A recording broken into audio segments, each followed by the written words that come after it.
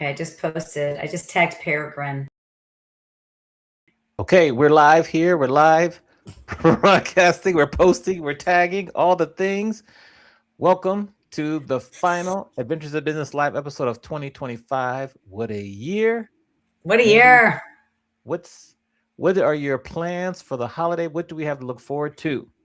Well, I'm currently sitting in an office that has boxes head to toe all around because we just moved back into our house after that long renovation. The rest of the house is almost unpacked, but I figured I would get my office together when I got back from holiday. So first things first, I will get my office together in January.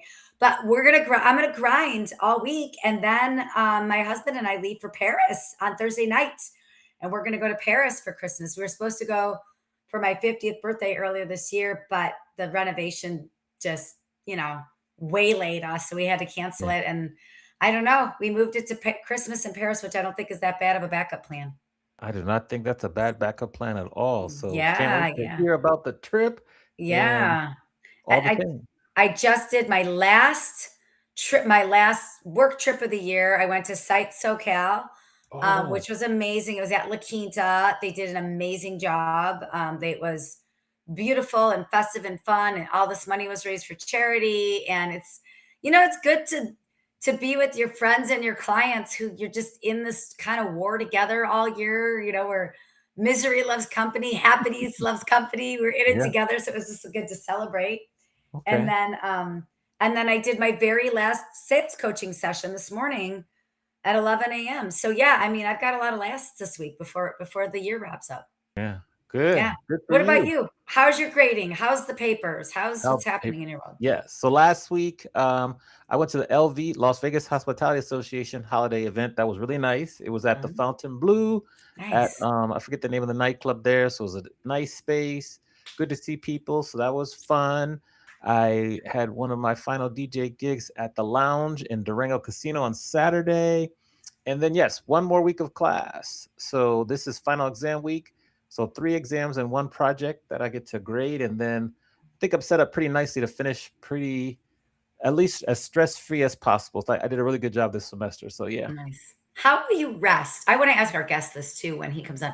How will you rest? Like, I know we don't have much downtime, but like, how will you downtime yourself or rest yourself? Sleep in if possible. It's hard nowadays getting up going to the bathroom in the middle of the night. But that also do that. Probably just sleep, just kind of not do much. Try to go to bed early. That's all I have planned. I need to figure out. I don't know if it's a spa day or something. I want to try to add that in too. Do a spa day. That sounds nice. You deserve that. Or a hike. Just do a nice hike and lay on a rock or something. Yeah, I prefer the spa day to the rocks. hike. So yes, Do them both. Do them both. Do them both. Okay. Well, speaking of hikes, I want to introduce our guest who actually just did a big hike, and I'll ask him about that at some point. But we have a friend of the podcast who has been on the show once before under a different identity. And so he's got a new company name now, same company, different brand. And we'll get into that. It'll be very interesting to hear. He's still a leader, an executive leader in our hospitality industry. He's a dad, he's a husband, he's a friend of the pod. He's the Senior Vice President of Global Sales Strategy for Peregrine Hospitality. Welcome back to the show, Chris Riccardi. Yeah. So another round of applause there for Chris. He's on our screens. Thank you, Mandy. Thank you, Amani. I'm delighted to be back. It's great to see you too. And thank you for, I'm glad I could jump on as the last one of the year. Yes. You're our grand finale. Yes, we have plenty of questions. I'm going to let Mandy start off because we've got a lot of things to talk about. So where should we begin, Mandy? Well, I want to begin, Chris, if it's okay with you. The last time you were on the show, it was with KSL. And now it's Peregrine. And I know the brand has changed. I know the company went through, a lot of work to change, the brand and the identity and everything. So we just share what that change was and what is Peregrine Hospitality. Absolutely. So we've gone through a rebranding. Basically, Peregrine Hospitality was publicly launched in January of this year, and it's really an expansion of our business beyond resorts. It now includes hotels and resorts in 3 different categories. So we have resorts, we have luxury boutique, as well as we have select service hotels. And so we've basically brought several groups together, and now we have over 90 hotels throughout the world. 2,000 rooms, 100 plus restaurants, 500 holes of golf, 20 spas. So we've really expanded this year and just expanded our business throughout the country. I love that. Obviously everybody always wants to expand, but what was the cause for the expansion at this time, like right at this moment? Well, so it was KSL Resorts and then Mission Hill Hospitality, 2 sister companies. And basically we brought in Mission Hill and KSL Resorts together under Peregrine Hospitality, one new company business unit.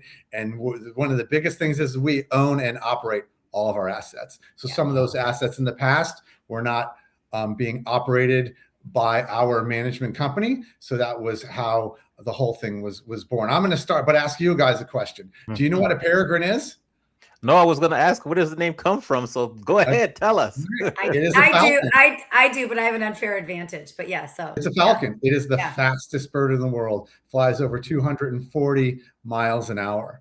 Wow. And so we thought, and it actually in Latin it means peregrinus, which means wanderer or traveler. So we thought that was a great connection to our business as well. And so Peregrine Hospitality operates like the falcon with precision, accuracy, and agility. Now, I love that. Now if I could ask, what are some of the select service hotels that have been added to your kind of catalog? I'm curious about that. Okay. So there's 33 of them throughout the country. We have like the AC Hotel in Clearwater, Florida. We have the Spring Hill Suites in Navarre Beach, Florida, which is a stunning resort over there in the Panhandle. We have the Oriat on the Kansas University campus, sits on a beautiful mountain. We have hotels in Killington and Steamboat, all in Myrtle Beach, all over the place. Nice. Okay. I want to go back. You just said something about you own and operate all your assets. I don't think guests traveling or meeting planners traveling to hotels know how important that is. So like, why should we as attendees or meeting planners, why should we care that all of your assets are owned and operated? I mean, I know, but like, why should the greater masses first to start in the meeting planner world, it means all decisions are done right here. You don't have to go through 17 different levels and go through a corporate office and the chains and the brands. When you own and operate, you can make the decision. So there's a whole lot more flexibility, creativity, speed to get answers as well. On the meeting planner side, every space is for sale. There's a price behind it. So we can do that and be that flexible, that creative, and do what we want. And I think the planners love working with us because one of our sayings is to be easy to do business with. Yeah. And I certainly think we are. And I believe, Mandy, you hopefully feel the same way. I agree. I love knowing that like every space is for sale. Cause like how many times I know I've done this. My clients do this. Like you go to a hotel and you're like, God, wouldn't it be awesome if we could just do this here? And so many hotels have rules. You can't do this. You can't do Yeah. this. But I totally know when I'm coming to one of your hotels, be like, have you ever considered like doing something like this here? And you guys are like, we haven't, but we will. I love that feeling of creativity, like with a partner like that. The answer is yes. What's the question? We like that. We like that. Yeah. With the year we've been through, 2025, with relates to the hotel hospitality industry, what have been 3 lessons? What have you learned this year that you didn't know before? I think, well, there was a lot of things that happened this year, and I think the government shutdown, the tariffs all impacted all of our business. I think lessons learned moving into 2026 is we got to continue to be aggressive. And who knows where the market's going. It could be fantastic. We hope it is. We have growth in our budgets where I think a lot of hotels may be flat, but I think we need to continue to be aggressive. I think transient was soft in 2025, and who knows where it's going to go. Let's not spin the wheel. And we're going to build the base, that group base, as best as we can. And I tell the team and the sales leaders, if you're on the fence about a piece of business, perhaps maybe you should consider taking it. You got to look at things differently this year moving forward. The same laws and rules and don't apply. Get out of the box. Love it. Love it. Yes. That's music to a salesperson's ears. If you're on the fence, take the business. We love that. Raise station space. Yes. When you're looking ahead to 2026, what's something that excites you? In the Peregrine portfolio, we have so many renovations, restorations going on. I'm really excited about what we have going on in the Central Coast of California. We have 6 assets out there, and 4 of them are going through transitions. New rooms at our Avila Beach House in Avila Beach. We've just recently renovated our Paso Robles Inn, and now we're bringing in Charlie Palmer as our food and beverage partner. Wow. And so he's going to be doing, our steakhouse. We also have a bar called Cattleman's that Charlie Palmer will be partnering with us in. And we also have an incredible rooftop on top of our hotel, the Piccolo, right there on the Paso Square. So those are just a few of the renovations. I'm sitting at Silverado in Napa right now, and those renovations have continued. I'm in one of the new rooms. They've all come out beautiful, all consistent throughout this property. We have, new function space coming, new restaurants as well. We're starting on our grill concept, which will be opening up at the end of Q1. So just so many cool things going on. And I could tell that story all the way across the country. Yeah, I want to build on that too, because I think sometimes people might think you just have properties in California, but like I want to talk about the outriggers in Hawaii, and you have a property in Scotland, and then you work with Under Canvas, which I just learned about too. So can you just expand on those 3? Because those were 3 surprises that I've literally been sourcing. I just sourced literally almost every Under Canvas you have last week. So I would share that with everybody. Okay. So we have a long-standing partnership with KSL Capital Partners. Mm-hmm.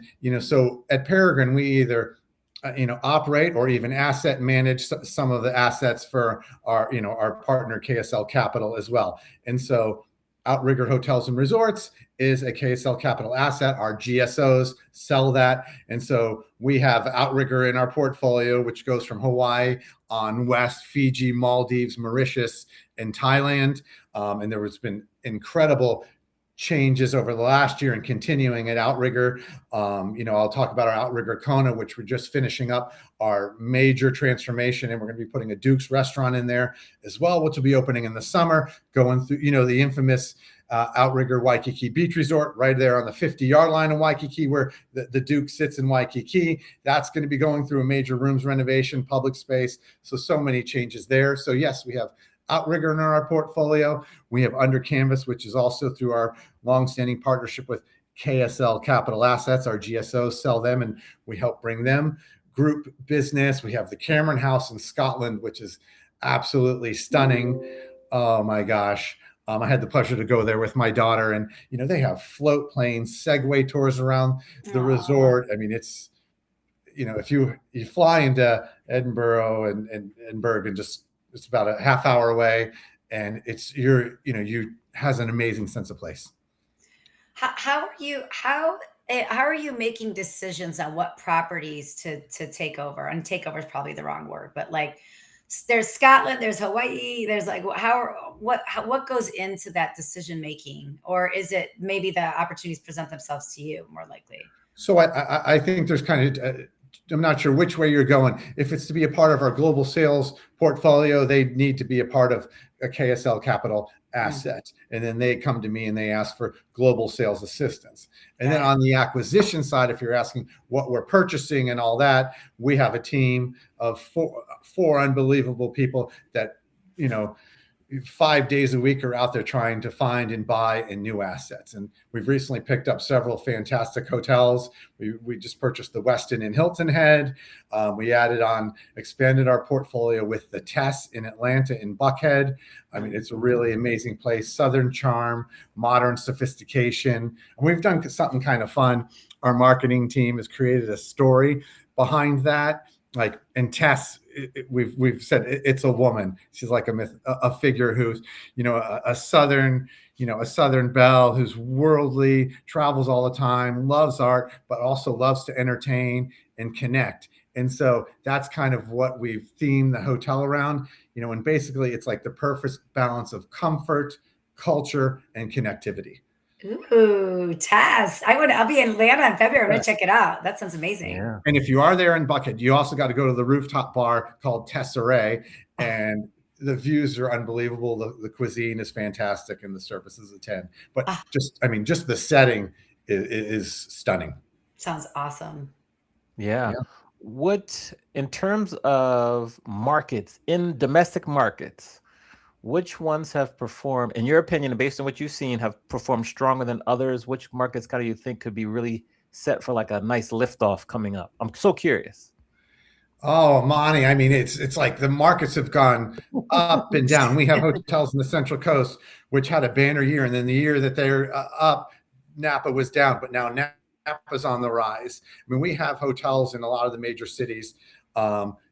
San Diego, and we believe that San Diego is going to kind of have a good 2026, bounce back a little bit. 2025 was rough due to some government slowdown and some citywides not picking up. I think we're expecting great things in San Diego, great things we have the Fairmont Grand Del Mar that we own down in Del Mar, California. We've got nice budget lift there as well. So I mean, we're excited about 2026, and I think I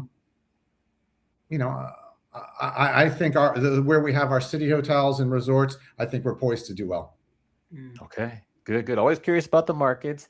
And then like, how have you seen your sales team? Because we're like salespeople through and through. How have you seen them evolve over the past year and really start to step out, even with some of the barriers they've seen this year? They've definitely evolved. That's a great question. I think they have to think differently. They've got to get outside the box. And I was talking about earlier, if you're on the fence, maybe we're not sure if we should take this, you better present it. You better talk about it, because there's a high probability we should.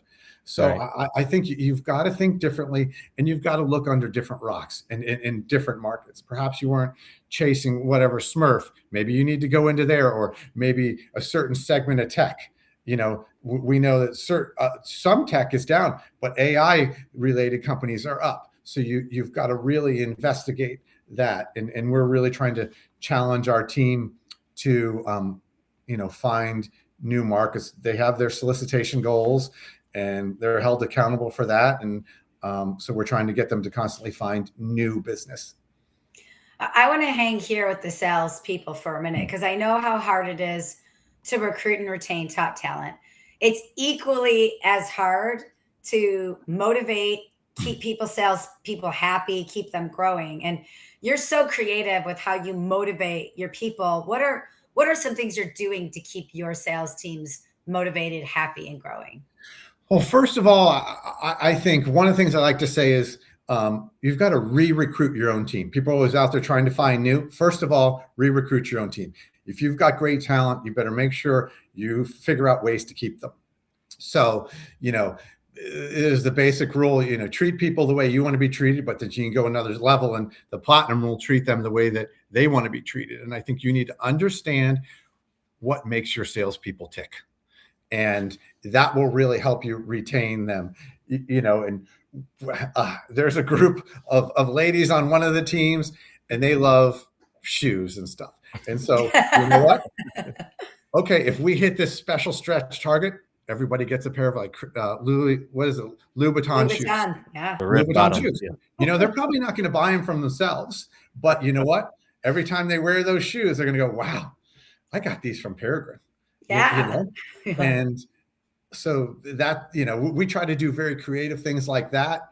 So we have very creative incentives at like almost every one of our hotels, stretch goals. And, here's something fun that we did for one of the teams. We threw $15,000 in a pot and there was 4 people on that team. If they hit both of these metrics, that team split the $15,000. But if only one person hit those metrics, both of the metrics, they get to take it all. Oh, wow. Yeah. So it could be, it all depends. So we're really trying to push people, but you got to understand what makes them tick. Someone else may be, they might just want that public recognition. Some people are maybe a little bit more like you want to be groomed and moving to the next level. So I think that's really critical. How is this information coming to you? Like, are you asking them, hey, what makes you tick? Or are they just like, hey, we know Chris is the leader that's going to, is going to motivate us. So we're just going to tell him, like, how are you discovering what makes them tick? What's that process, that discovery process?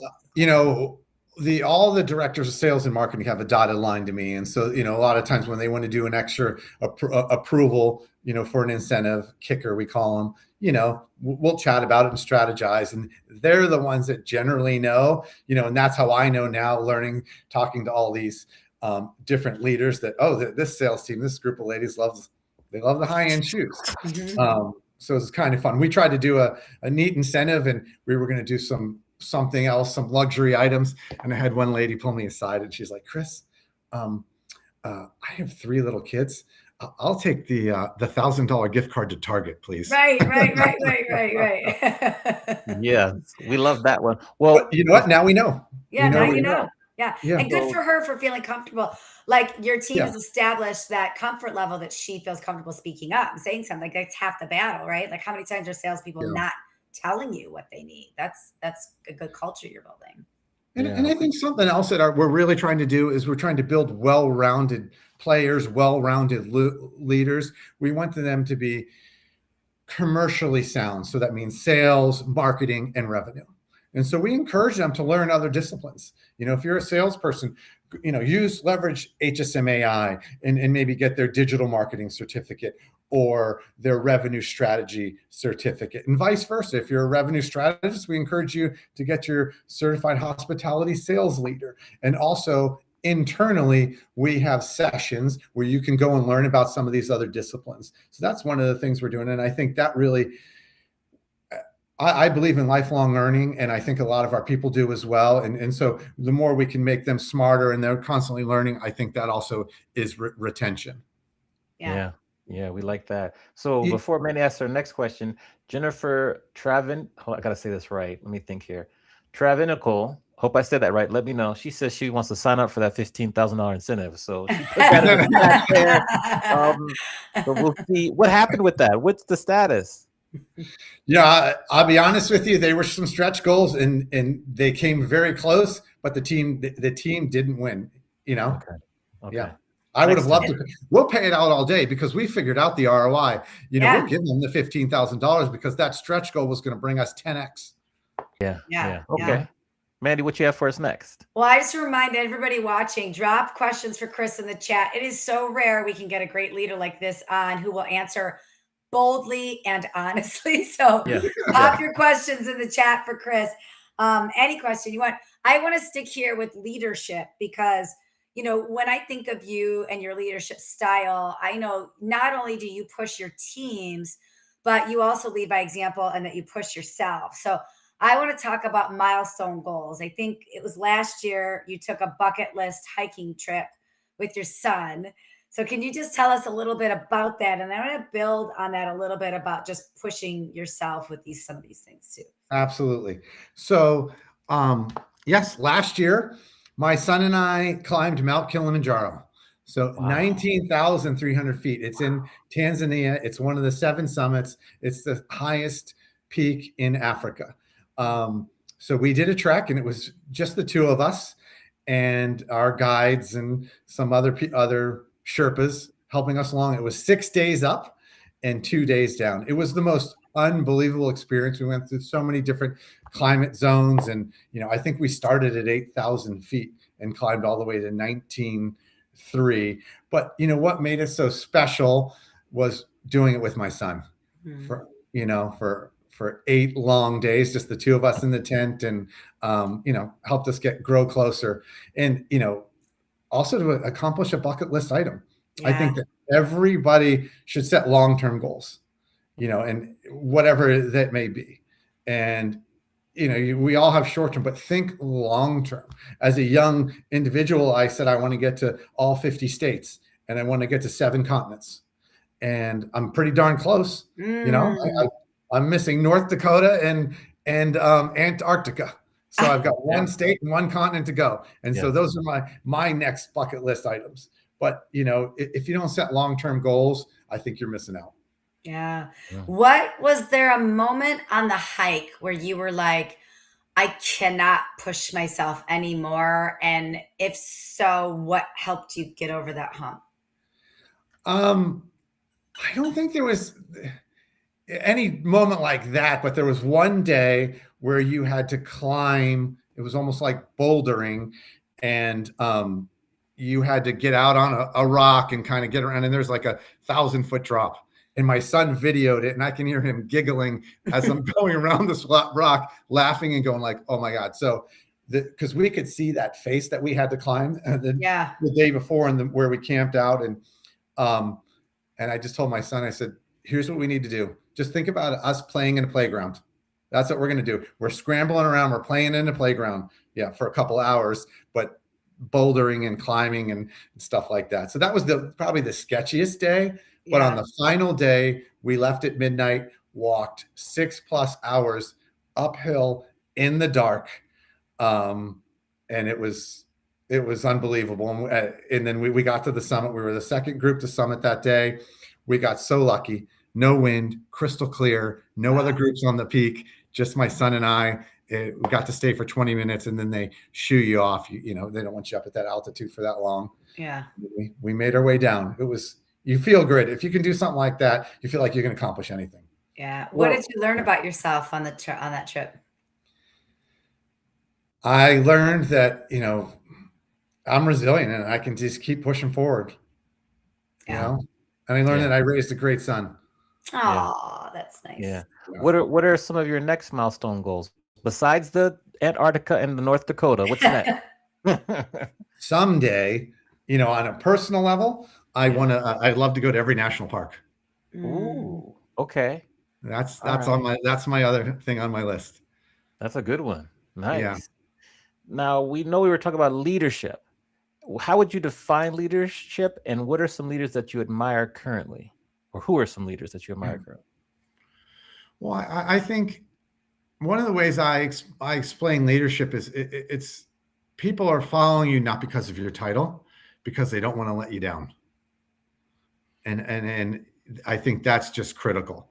And you shouldn't have to use your title, and people can be leaders and lead their counterparts. So that's kind of the way I define leadership. And in our company, I think we have a lot of great leaders. Our whole, executive leadership team, and I get to work with a lot of smart people every single day. And the great thing about it is everybody treats each other with respect. They're always trying to help each other, lift each other up, and they're creative. And a lot of times we ask each other the why. Well, why are you doing it that way? Or why are we doing it that way? Just because we did it before that way doesn't mean that's the same why we should continue to do it that way. Mm-hmm. And I think leadership is getting 110% out of everybody. Yeah. Just finding a natural way to do that. Yeah. Yeah. I like to view leadership as like a muscle. So if we view it as a muscle, what are you doing to continue to improve and strengthen your leadership muscle? Well, as I talked about lifelong learning, I Mhm. read, I'm a part of HSMAI, their sales advisory board. And I get to learn and chat with some of the other great leaders in our industry. Um, and I also, while I was with that, currently still on that sales advisory board, we helped write the CHL, Certified Hospitality Sales Leader. And you learn a lot about yourself, more about the industry, and so on. So I think that really helps. Yeah, And I think, you know what, you can always, I say you can learn something every day. I I agree. agree. Absolutely. I want to, as we're talking about leaders, because I think you do a really good job at this, Chris, is inspiring young leaders. So, what advice do you have for young leaders? You interact with directors of sales and marketing all the time. They've got a dotted line to you. Anybody that wants to enhance their career, maybe become a director or do what you do, what advice do you have for young leaders?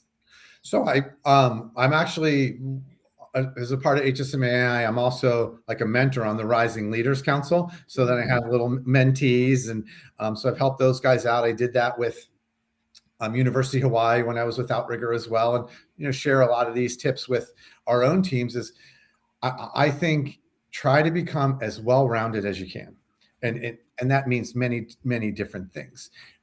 Say you only work in the Vegas market. That's its own world in itself. You should go and learn the Florida market or the California market. Say you're only handling corporate. Maybe you need to learn association. You should learn SMERF.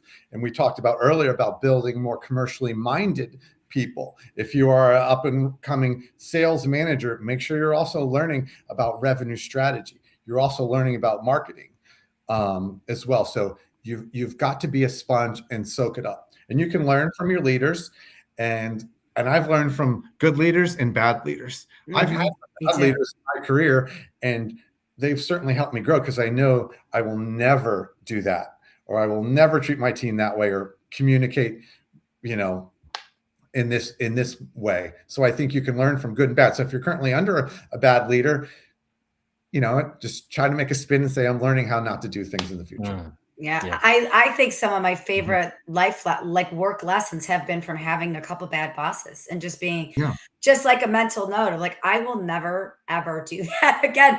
But Yes. like, how would you do it differently, right? Like that helps build your own confidence in your own voice too. Well, some of the other advice that I give these rising leaders is, trust is really important. And if you don't think that your boss is helping you grow, or you can't trust them, perhaps it might be time to consider moving on. Basically, it's like saying, don't stay in a bad relationship. Yeah. Yeah. You've got to look and, Yeah. jump out of the nest. Yeah. Yes. Time to go. So Yeah. this is your second time in doing this, but it's time to flip the script. And what happens is that we allow you to both ask myself and Mandy any question you like. Nothing is off limits. So for round 2, who do you want to ask the question to first? And what is said question? Amani. So you're a professor, right? Correct. Yes. What is one of the craziest exam answers that you've ever had? Oh, That's a great good question. question. That's a good question. Okay, it was my second year teaching. We were teaching entertainment money management, and oh my gosh, I forget the question, but the student recited the lyrics of a song to prove their question right. I think it was a Kanye lyric or something. It was something they quoted and put in their exam answer as part of their answer, and they got it right too, which was great. I'll never forget that. Oh, I think I got to remember her name. She was Alexandra, I think was her name. And so that was the craziest thing. They used a quote from a Kanye song as their answer, and they were right. That's the craziest one I can think of. That's good. Clever. All right. How It's a great clever. question. Yes. Yeah. All right. Mandy, you just completed a reno. I did. Are you happy with it? Oh, it's beautiful. It looks so beautiful. Yeah. Okay. Yeah. All right. So my question really is, you're off to Paris for the holidays. Mhm. What's the most important thing, or what do you want to do on your trip? Ooh. What's your top thing? I mean, I have like activities I want to do, but really I just want to spend time with my husband, just being husband, wife, buddies. He's my buddy. You know, we have so much fun together. But there has been so much that has not been fun about this year because we had some personal family stuff happening and then we had the renovation. So it's been a stressful year. And my husband had, you know, he had some stuff at work happen. Like it's just been stressful all year. So I'm just excited to be away with him. You know, we have our little rituals in the morning. He wakes up and goes for a walk. I wake up and work out. I go to a coffee shop and I write and I eavesdrop and like I write whatever the strangers are saying. So like I like getting back to these types of things that we do to get, you know, we have our own little thing. And I just like roaming through the earth with him, like wherever we're at. And I'm just excited to do that and not talk about the house, not talk about work, not talk about anything, but you know, being together. I'm excited about that. Yeah. Fantastic. That sounds like Yeah. it's going to be, I'm sure it's going to be a great trip. Yeah, I think it's going to be a really good trip. We're excited. I think so too. Now you had mentioned, Chris, that you also you mentor young professionals. What is some of the most common advice that you find yourself consistently giving to young professionals that you're mentoring? How to deal with a lot of times with their own leaders and how to handle a difficult situation. Or I had one lady, I was helping her, providing advice on how she could move up on her team. So that's probably the most common. Well, what do you think I should do in this situation? Or how could I advance in my career? And one of the other things that I like to tell them is, you know, you got to learn and you want to grow. And if there's not a seat at the table, pull up a chair. Yeah. So Okay. get in there, you know, get on that, whatever it may be. If it's a group that's working on a project or try to sit on an executive committee meeting, whatever it may be, but don't let them leave you out. Pull up a chair or invite yourself to the party. Got it. Mandy, before I ask, well, since Chris has been with us before, I have to ask a different final question. Okay. So I'm going to go look at my list, think about that. But what else do you have for us before we kind of take this down the home stretch? Well, I wanted to go back to the properties because I just thought of something that I think is super cool is that Peregrine owns the mountain for 3 of your properties. I think 3, correct me if I'm wrong. And I think that's really interesting because like you can own a hotel, you can own a piece of land, it can be really cool, but like you own a mountain for 3 of the properties. So like, why does this matter to you or as a company in the marketplace? Like elaborate on these properties and like, why does it matter to not just have the building? Like, why does it matter to have the environment or the things around it? Probably the biggest thing, it's a great question. The biggest thing is we get to control the experience. So we do own the mountain. So it can, you know, we have a hotel there. We have skiing in the winter and tubing. And then in the summer we have, you know, mountain activities and zip lining and mountain coasters. But imagine having to deal with 17 different vendors, you know, and then you're going to get multiple different experiences. Everybody on the Peregrine team is trained the same way with our 4 keys, what it's called. And it's about warmth, personalization, awareness, and proactivity.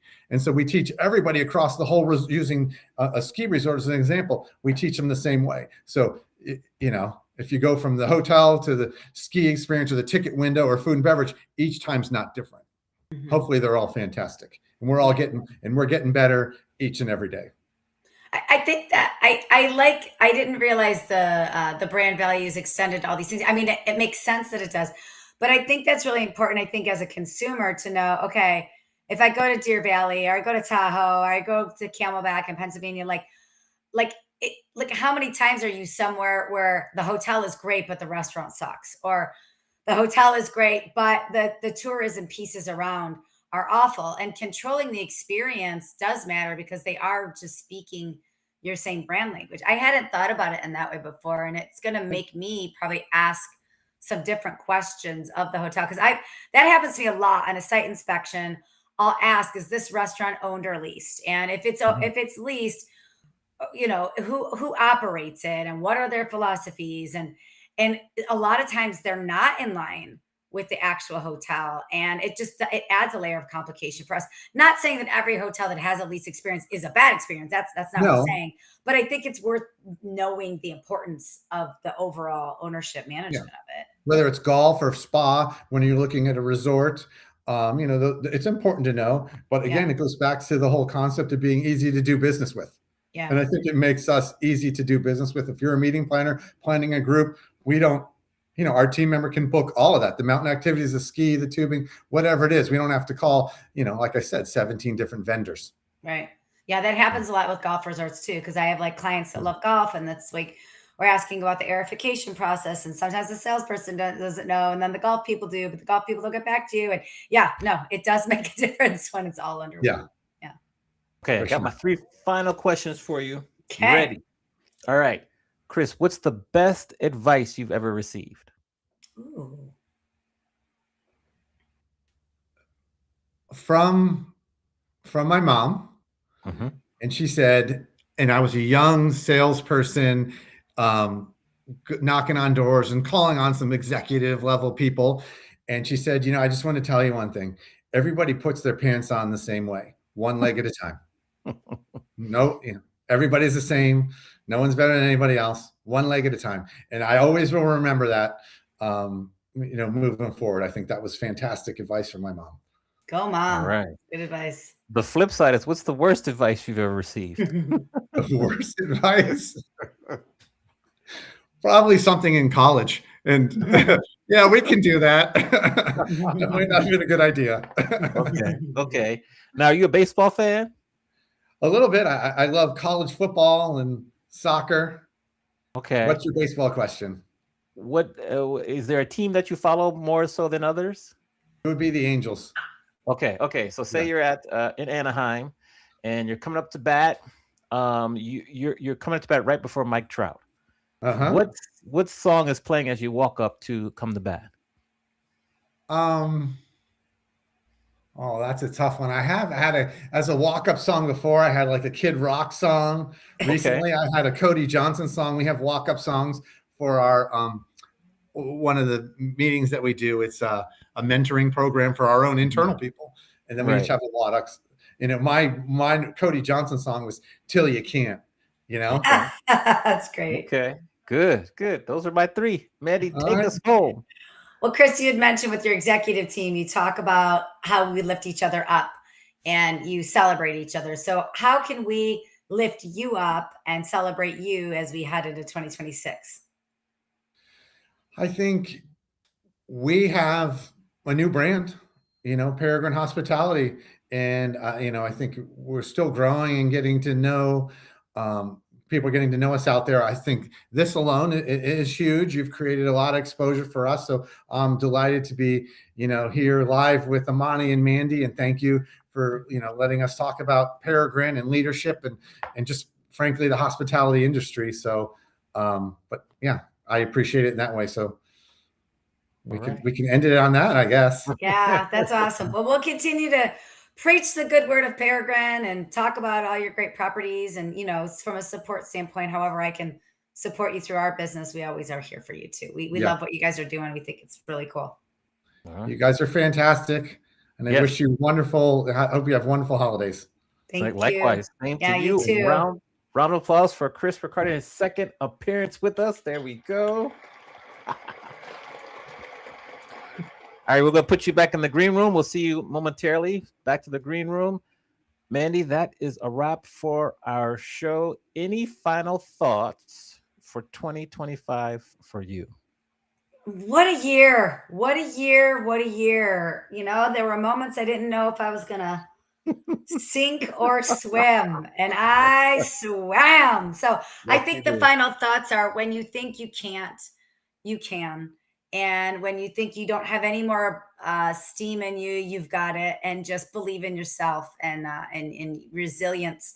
Resilience will come upon you, is what I think. Yeah. What about you? Any final thoughts for the year? I mean, like you said, what a doozy of a year. Just an amazing year. Lots of things happen, lots of travel. Just, keep moving forward. Think big, because, I wasn't really sure about the USA Today bestseller list. I was kind of like, I didn't think it was possible, and it actually happened and much higher than I anticipated. Yeah. So just think big, because you just might make it. That's probably the biggest lesson that I learned this year. You made it. Yeah, we made it. Yes. So with that, we wish everyone watching and listening Have a safe holiday season, whatever you celebrate. We'll be back on January 5th, right? Yeah, January 5th. Jenny Perrin Goldberg, or Jenny Goldberg Perrin are, listen, if you've got a New Year's resolution and you're wondering how to travel, be more healthy when travel, how to just live a healthier, more sustainable life, you are going to want to tune in, because Jenny is an awesome health coach, and she's going to kick us off for the year the right way, telling us how to do it. Yeah, so we're excited to have Jenny return. I got my questions for you, Jenny. I'm ready. Make sure you rate, review, share the podcast with a friend, a colleague. Subscribe if you're watching or listening on YouTube, and we will see everyone in 2026. Take care, everyone. Bye. Bye.